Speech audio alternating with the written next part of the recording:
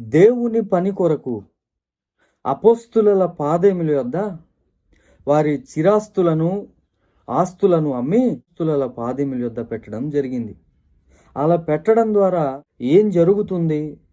అక్కడ అపోస్తులు తిని బతకడానికి పెట్టారా? దేవుని పని జరిగింది. దేవుని పనిలో, సువార్త పనిలో నాతో కూడా ప్రయాసపడిన, ఆ సువార్త పని కొరకు సహకరించిన వారి పేర్లు జీవగ్రంథమందు వ్రాయబడిను అని దేవుని వాక్యంలో ఉంది. దేవుని పని కొరకు సహకరించకపోతే ఈరోజు దేవుని కోసం ఏం చేస్తున్నాం ఒకసారి ప్రశ్నించుకోవాలి. నా వంతు నేనేం చేస్తున్నాను? దేవుని పని కొరకు నేను ఏం సహకారాన్ని నేను చేస్తున్నాను? దేవుని పని జరగడానికి నేను నా మట్టుకు నేనేం చేయగలుగుతున్నాను అనే ప్రశ్న ప్రతి ఒక్క క్రైస్తవుడు వేసుకోవాలి. సంఘం అన్నాక సంఘ కార్యకలాపాలు, సంఘ పనులు, సంఘ బాధ్యతలు, సంఘంలో జరుగుతున్నటువంటి ప్రతి పనిలో మన వంతు మనం ఏం చేయగలుగుతున్నాం? ఊడ్చే పనైనా చేయగలుగుతున్నామా?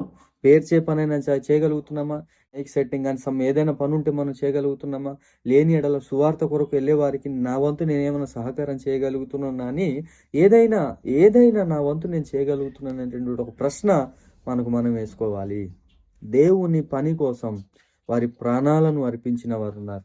దేవుని పని కోసం వారి సర్వ జీవితాన్ని దేవుని కోసం అర్పించిన వారు ఉన్నారు.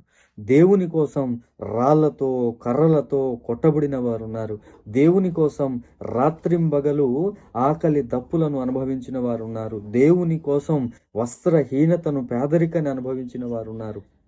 అయితే దేవుని కోసం నీ మట్టుకు నువ్వేం చేయగలుగుతున్నావు? ఒక ప్రశ్న తప్పకుండా వేసుకోవాలని ప్రభు పేరట మనవి చేస్తూ ఈ మాటలను ముగిస్తూ